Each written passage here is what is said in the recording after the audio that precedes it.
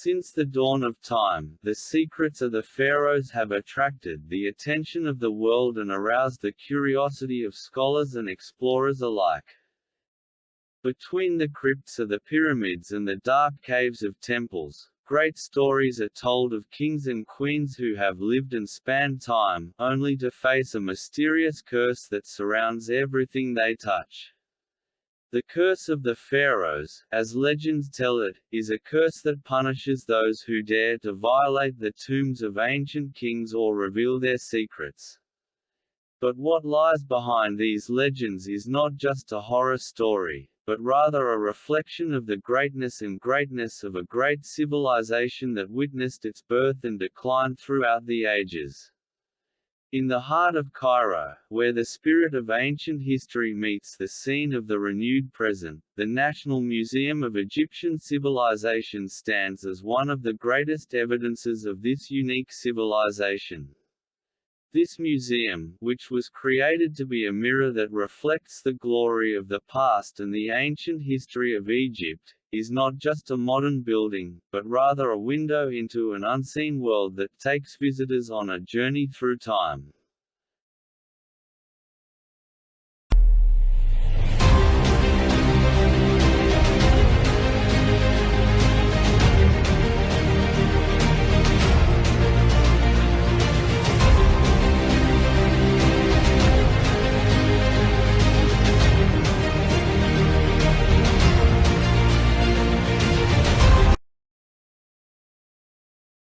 The legend of the curse of the pharaohs.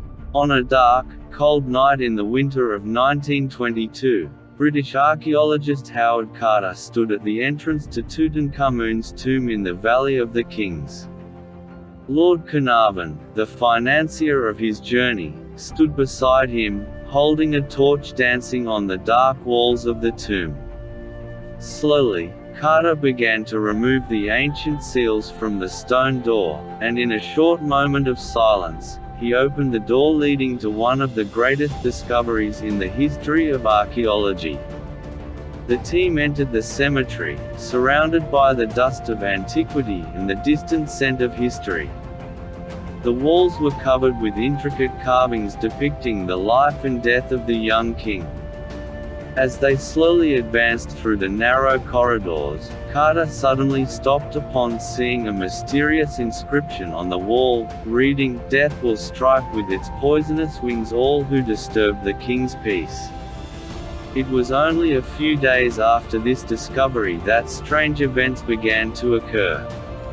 The first was the death of Lord Carnarvon after suffering a mosquito bite that developed into a fatal infection. From here the legend began, and newspapers began to publish news about the curse of the pharaohs that haunts everyone who approaches the tomb of Tutankhamun. Over time, stories about the curse multiplied, and horrifying details were added about the deaths of many people who participated in the opening of the tomb. One of them was George J. Gould, a businessman who visited the cemetery and came down with a mysterious fever that led to his death a short time later. Egyptian Prince Ali Kamel Fahmy also died after visiting the cemetery, where he was killed by a gunshot from his wife. With every mysterious death, the legend of the pharaoh's curse grew stronger, sparking fear and dread in people's hearts. People began to avoid visiting the pharaonic tombs, and the wealthy began to get rid of their archaeological possessions for fear of the alleged curse.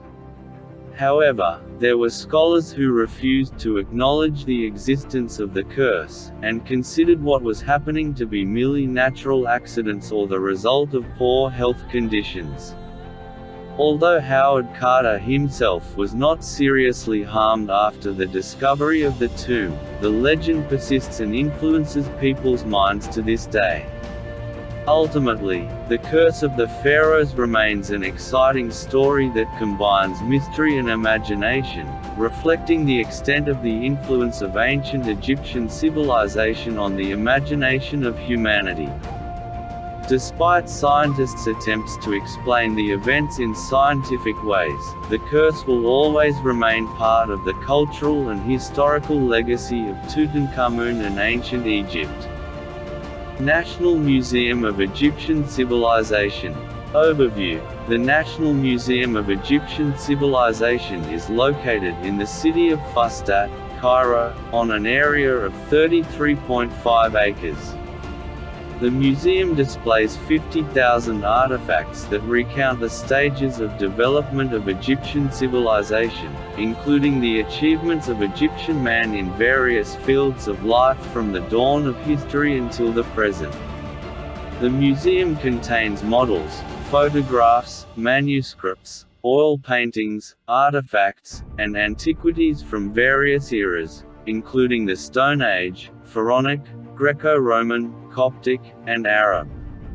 The museum site overlooks a natural lake, Ansara Lake.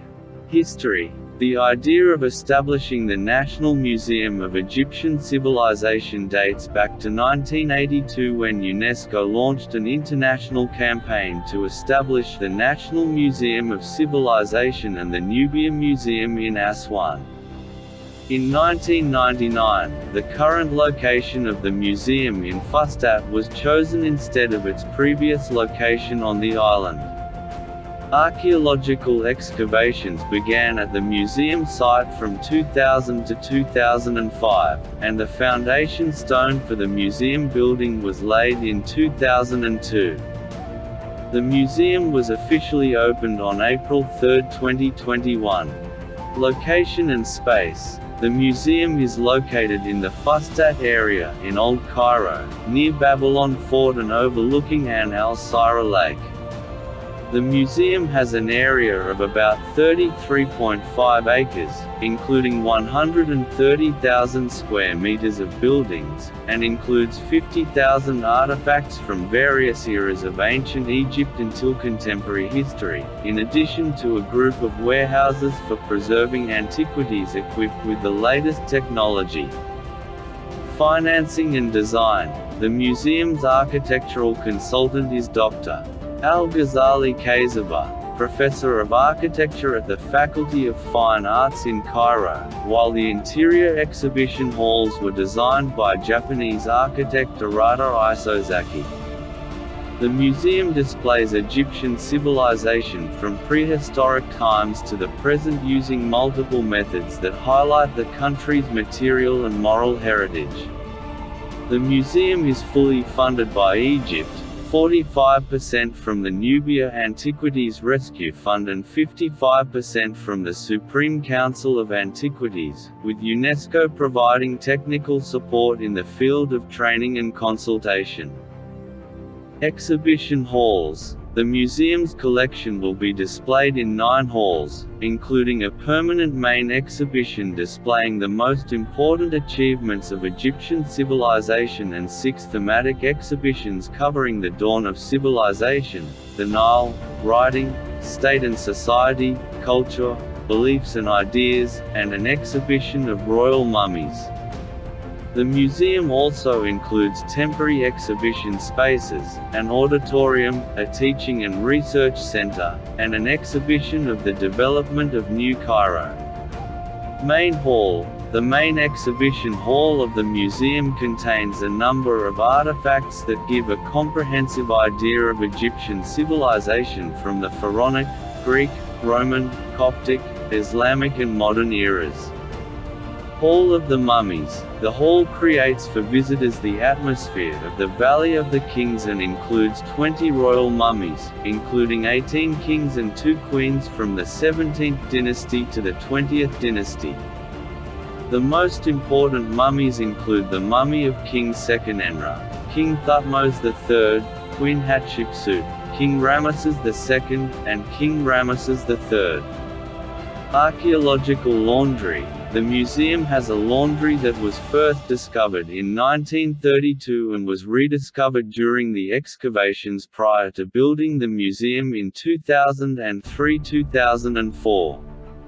The dye house consists of 3 double-eyed rows and a north basin, and is believed to have been used to stabilize the dye after the dyeing process.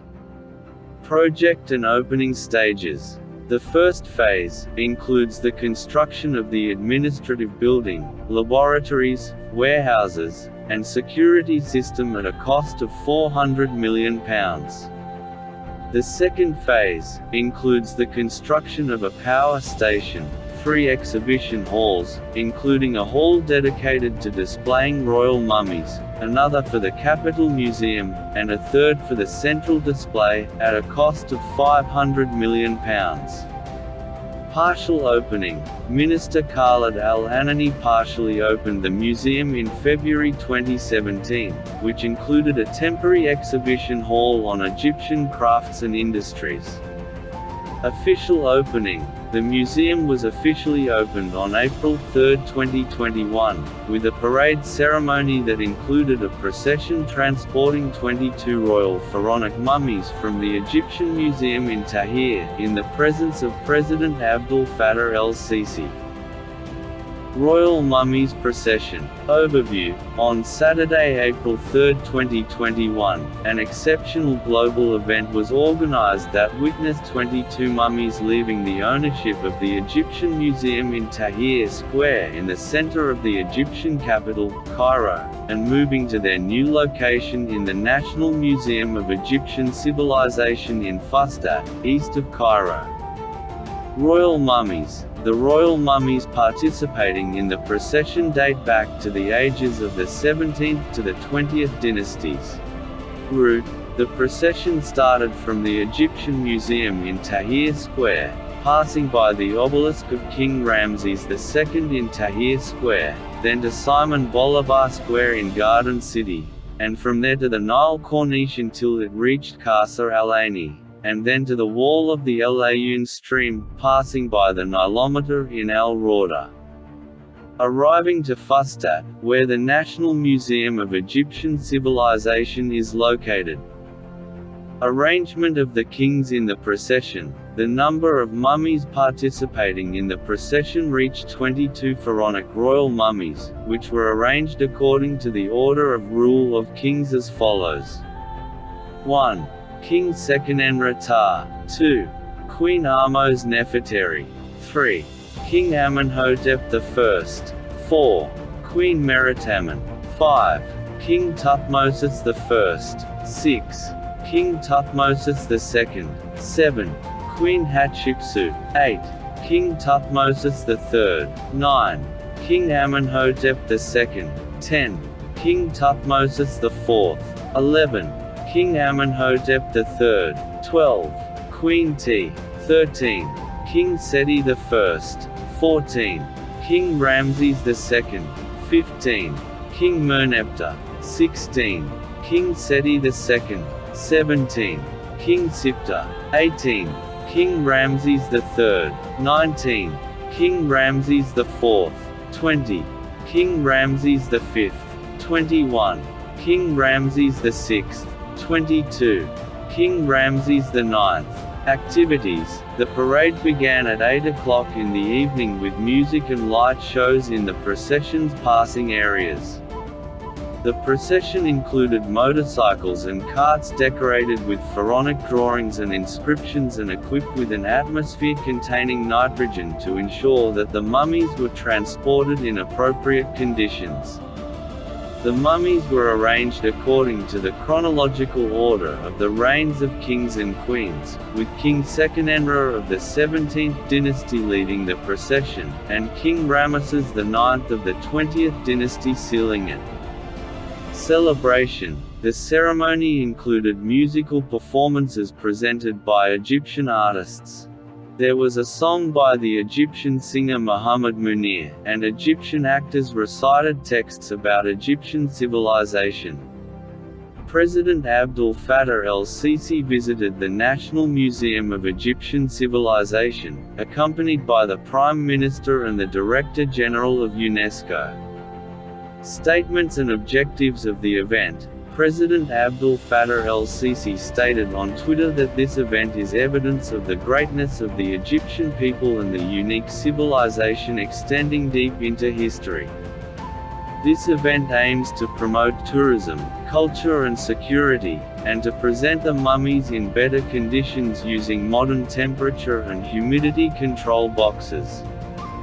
VIP visitors. The celebration was attended by prominent figures such as the Secretary General of the World Tourism Organization, the President of UNESCO, the Greek Minister of Tourism, the Saudi Minister of Tourism, in addition to a number of ambassadors from various countries.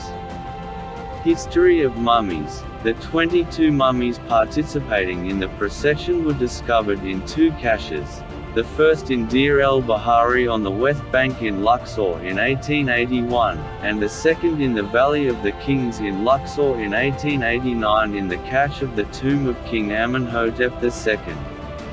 Logo. The logo was designed in dual colors between dark blue and gold, inspired by the ancient Egyptian faith, and reflects the features of the event.